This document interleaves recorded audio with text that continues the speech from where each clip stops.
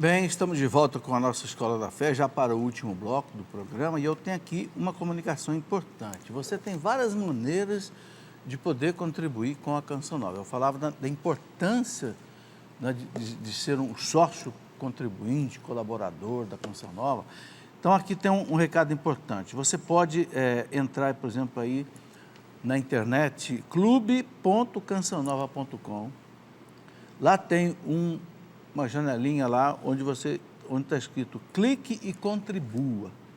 Aí você vai ali, aí você faz o seu login, coloca o seu nome e tal, escolhe uma das opções para você contribuir. Quais são essas opções? Cartão de crédito ou boleto online.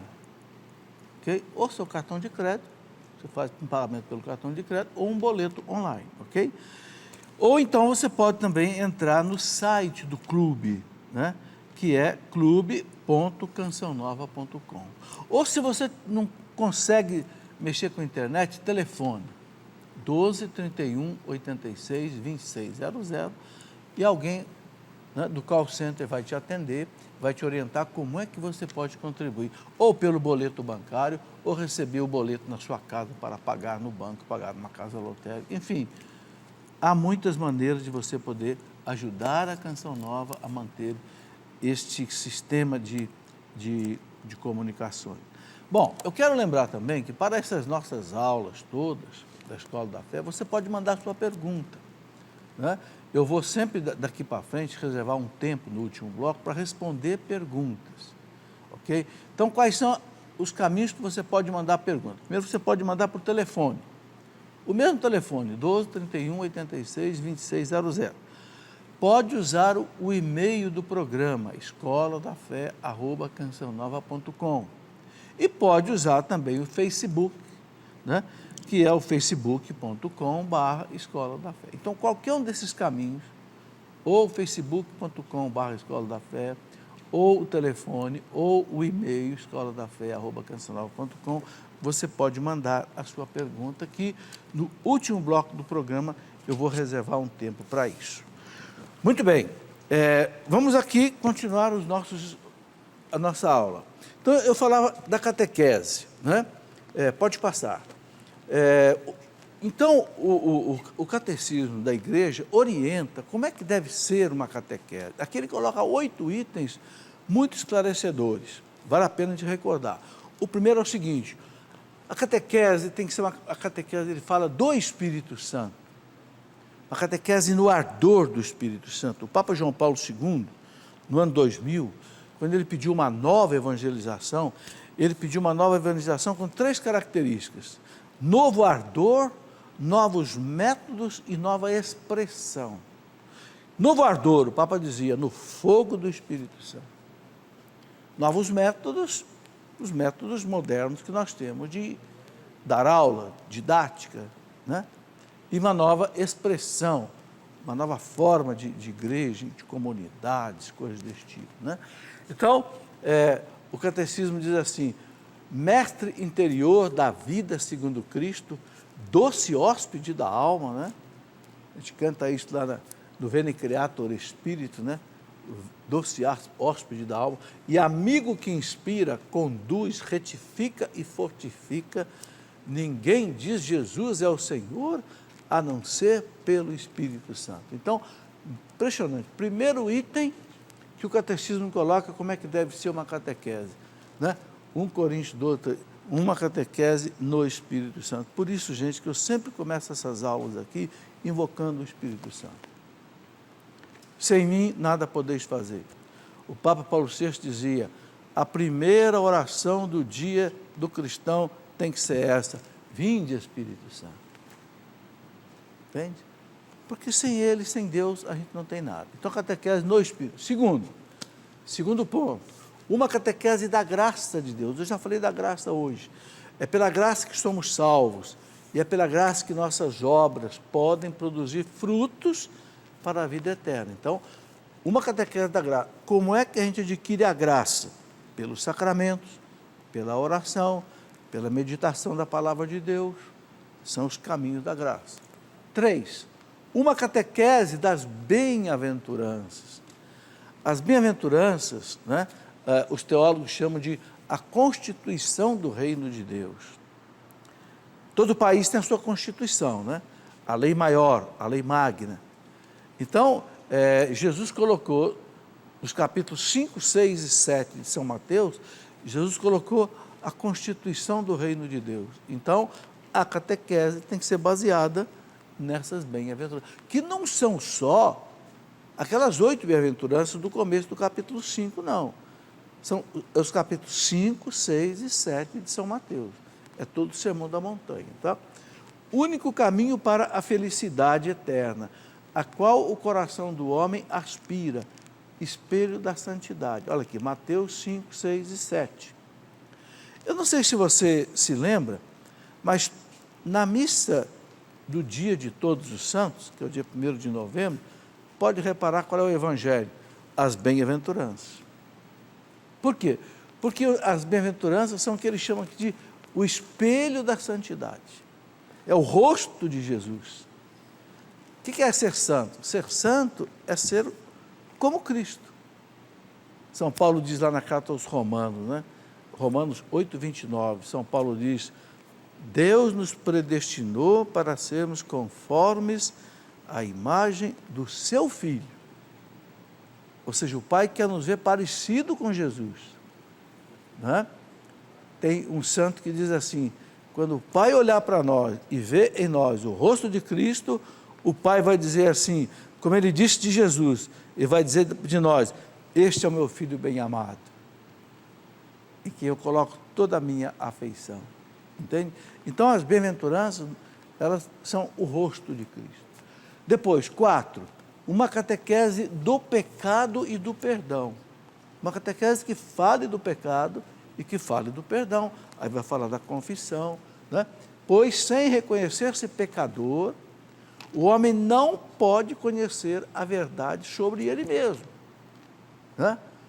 Condição para agir retamente, e sem a oferta do perdão, não poderia suportar esta verdade. Olha que coisa bonita. Tem que falar do pecado, mas tem que falar do perdão. Porque se você falar do pecado sem o perdão, a pessoa se desespera. Entendeu? Então, fale do pecado, mas fale do perdão. Entendeu? Que ninguém se desespere por causa do pecado. Fale da misericórdia de Deus.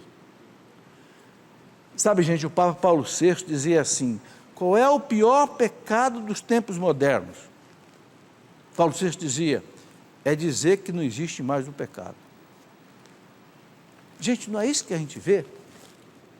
As pessoas não existe mais o pecado, não. Eu posso roubar, eu posso adulterar, eu posso fazer prostituição, eu posso, sei lá, matar. Não existe pecado, não. É o pior pecado que existe, achar que não existe mais o pecado. Né? Então, a catequese tem que falar do pecado, mas tem que falar do perdão. Né? Tem que falar da misericórdia de Deus. Muito bem. 5. Uma catequese das virtudes humanas. Olha aí, por isso que eu mostrei esse livrinho aqui, esses 2 livrinhos, esse do Padre Fausto, A Conquista das Virtudes, né? E este outro aqui, O Pecado e as Virtudes Capitais. Porque a catequese tem que falar disso. Os piores pecados, né? Soberba, ganância, luxúria, gula, ira, inveja, preguiça, mas tem que falar das virtudes. Você tem, de um lado, a soberba, do outro lado você tem a humildade. De um lado você tem a ganância, né? O egoísmo, o apego, do outro lado você tem o desapego. Né? De um lado você tem a impureza, do outro lado você tem a castidade. De um lado você tem a gula, do outro lado você tem a temperança. De um lado você tem a ira, o ódio, do outro lado você tem a mansidão. Então, os pecados e as virtudes, né, que a catequese tem que abordar. Depois, 6, uma catequese das virtudes cristãs. Já falei, virtudes humanas e as virtudes cristãs. Né? As virtudes humanas, abraçar a beleza e a atração das retas disposições, aquilo que nós temos de humano em nós, e também a fé, a esperança e a caridade, que são virtudes, né, teologais que inspira, que se inspiram no exemplo dos santos. A moral vai falar muito da virtude da fé, da esperança e da caridade. Por quê? Porque são virtudes teologais. Teologais quer dizer, vem de Deus, do Theos, né? Entende? Nós vamos chegar lá. Depois 7, uma catequese do duplo mandamento. Que mandamento? Da caridade, desenvolvido no Decálogo. Qual é esse duplo mandamento? Amar a Deus sobre todas as coisas e amar o próximo como a mim mesmo. É o caminho que Deus apontou para ser feliz. Amarás o Senhor teu Deus de todo o teu coração, toda a tua alma, todo o teu entendimento, e amar o próximo como a ti mesmo. E uma coisa muito interessante, né? Quando Jesus disse isso para aquele homem perguntou para Jesus, mas quem é meu próximo? O que Jesus fez? Contou a história do bom samaritano, né? É aquele que você encontra caído no seu caminho. Esse é o seu próximo. É aquele que bate na tua porta pedindo uma ajuda. É aquele que telefona para você pedindo socorro. A gente não é capaz de atender o mundo inteiro. Mas quem é o meu próximo que eu tenho que amar como a mim mesmo? É aquele que está na minha frente e está sofrendo e precisa de mim. Se eu não atender ele, eu faço que nem aquele sacerdote que passou pelo judeu caído lá e foi embora. Aquele levita que passou e foi embora. O samaritano, que era inimigo dos judeus, foi lá socorrer o judeu. O que Jesus está dizendo?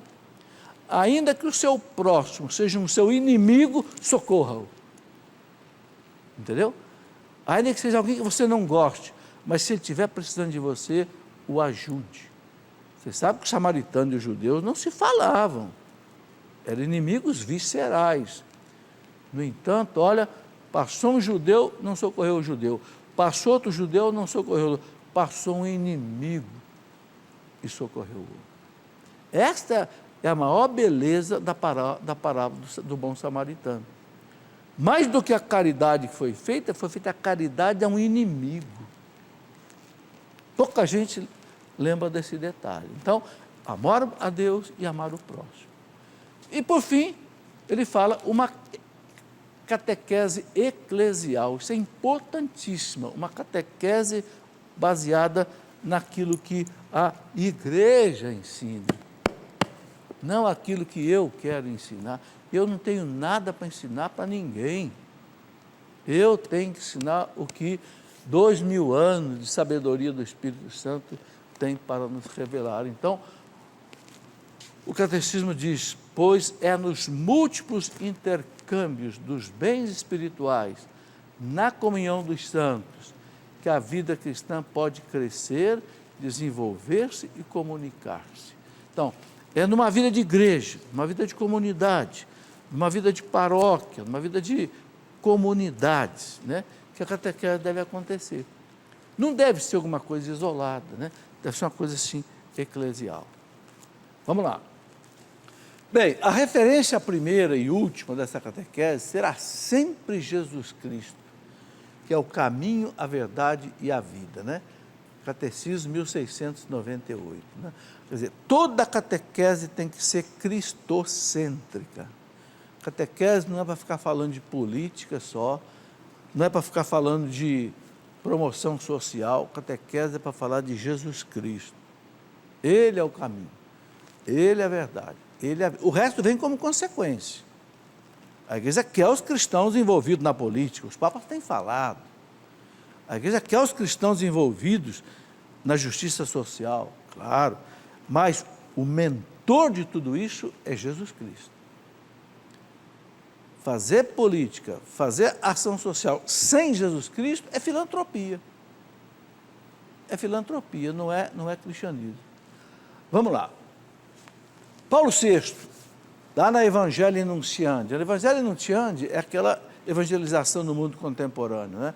Em 1974, houve um sínodo com o Papa Paulo VI, chamado o Sínodo da Evangelização.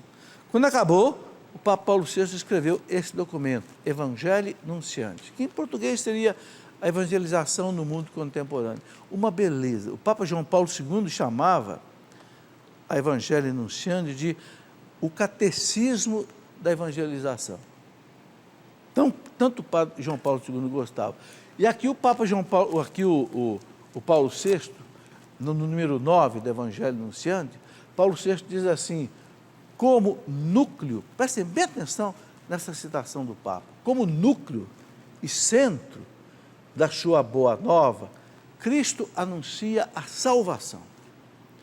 Esse grande dom de Deus, que é o quê? Libertação de tudo aquilo que oprime o homem, e que é libertação, sobretudo, do pecado e do maligno. Olha o que diz o Papa. Na alegria de conhecer a Deus, de ser por Ele conhecido, de o ver e de se entregar a Ele. Então, aqui o Papa faz uma síntese do que é evangelização. Né? Ele fala, vou repetir, né? Como núcleo, como centro, o Cristo, que anuncia a salvação. O que é essa salvação? Ele fala, é um dom de Deus, de libertação. Libertação do quê? Do pecado e do maligno, do mal. Não é? Na alegria de conhecer a Deus. Na alegria de conhecer a Deus. E de ser por Ele conhecido. Você conhece a Deus e Deus te conhece. E você tem consciência disso, de que Deus te conhece. Né? De o ver e de se entregar a Ele. Pronto. Aí o Papa diz, esse é o caminho, né, da evangelização. Pode passar? E aí ele continua dizendo assim, não haverá nunca evangelização verdadeira se o nome, a doutrina, a vida, as promessas, o reino, o mistério de Jesus de Nazaré, Filho de Deus, não forem anunciados. Então isso é muito importante para a catequese que vai enfocar toda a moral, né? Não tem, o Papa diz, não existe evangelização se você não falar do nome de Jesus, da doutrina de Jesus, né? Da vida de Jesus, contar a vida de Jesus, os milagres de Jesus, né? A cruz que Jesus carregou, a morte de Jesus, as promessas que Jesus fez, né? Por exemplo, na Santa Ceia, prometeu para os apóstolos, eu vou mandar para vocês o Espírito Santo, e o Espírito Santo ensinar-vos-á todas as coisas, vocês nunca vão errar o caminho. Por isso que a igreja tem 2000 anos e nunca errou o caminho da salvação. Nosso credo tem 2000 anos, nossa igreja tem 2000 anos, nossos papas têm 2000 anos, nossa igreja tem 2000 anos, a nossa fé tem 2000 anos. Por quê? Porque o Cristo fez uma promessa. O Espírito Santo ensinar-vos-á todas as coisas. Né? Ele fala, o reino de Deus. Ele veio para implantar o reino. Mas só que ele falou uma coisa, né? Meu reino não é deste mundo. Meu reino não é o reino do dinheiro. Meu reino não é o reino do prazer. Meu reino não é o reino de mandar nos outros. Não. Pilatos, fica tranquilo, Pilatos. Não vou te derrubar, Pilatos, porque o meu reino não é deste mundo. Se o meu reino fosse desse mundo, Pilatos, os meus soldados, os meus súditos pegariam em arma para me defender, mas ninguém vai pegar, não. Eu vou morrer na cruz, porque o meu reino não é desse mundo.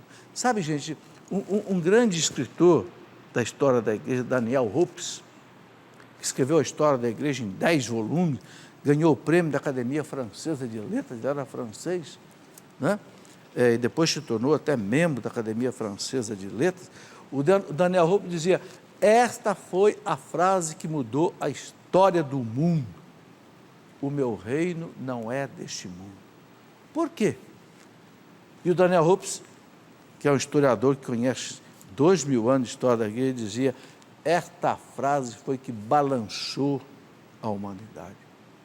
Por que muitos monges foram para o deserto? Muitas mulheres deixaram tudo, foram ser monjas no deserto, porque meu reino não é deste mundo.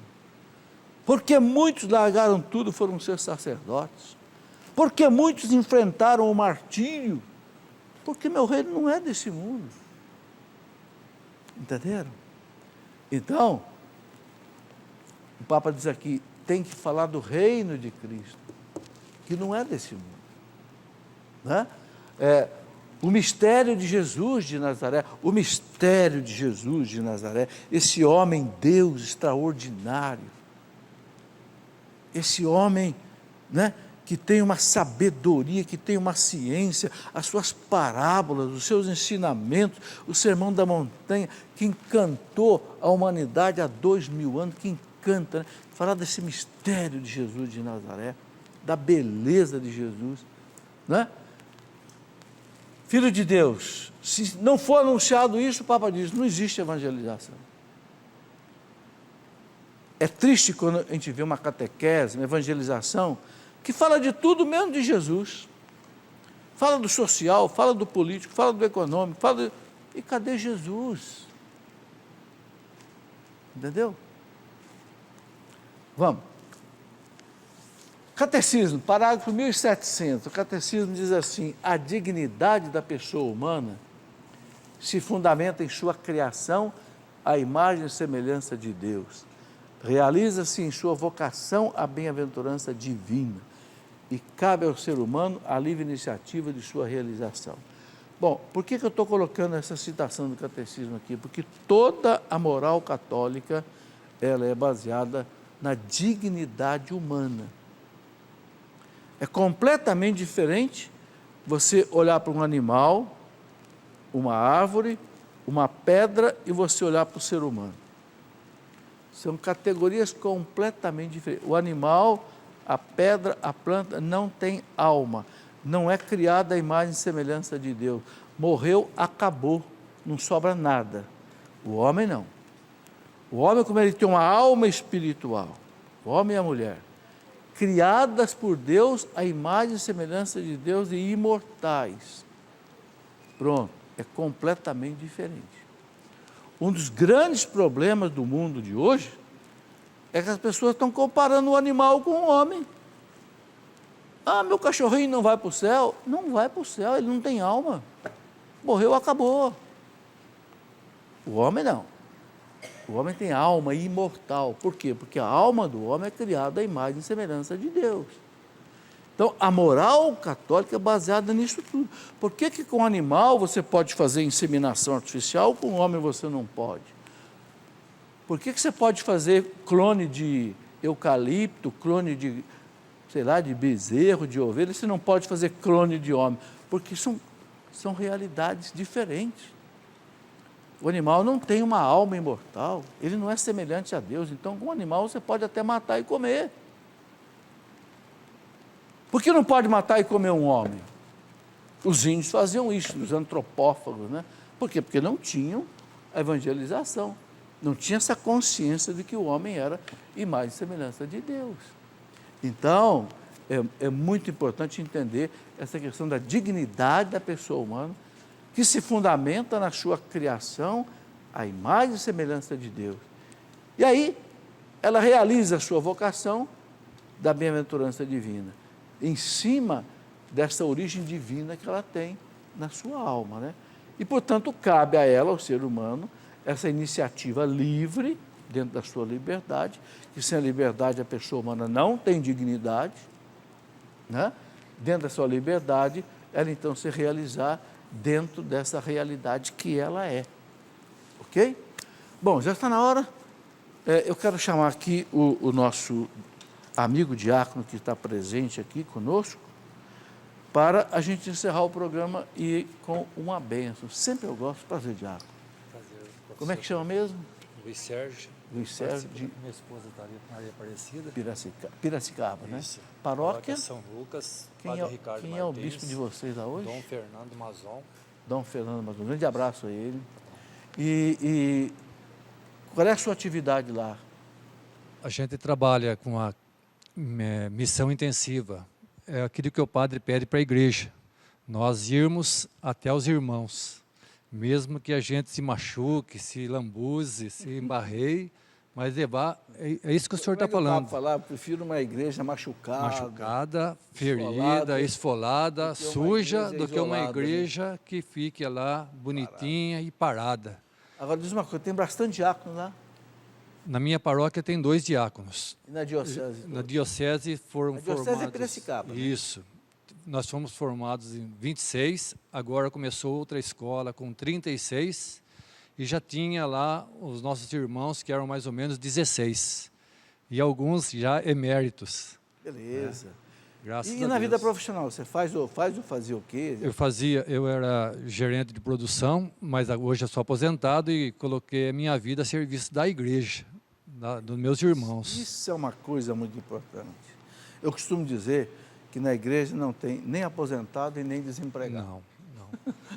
Porque a igreja não paga ninguém, né? Não. Então não tem ninguém desempregado. E também não dá aposentadoria para ninguém. Mas é por amor a Deus que a gente faz tudo isso. É tudo por amor. Gente, sabe, é muito importante isso. Né? Por isso que eu gosto dessa conversa aqui. Né? A igreja precisa de gente que tem experiência, gente que tem cabelo branco, Verdade. gente que tem... E outra coisa, já aposentou, tem tempo, pode estudar, pode pregar, pode trabalhar. A igreja precisa disso. O Brasil tem pouquíssimos sacerdotes.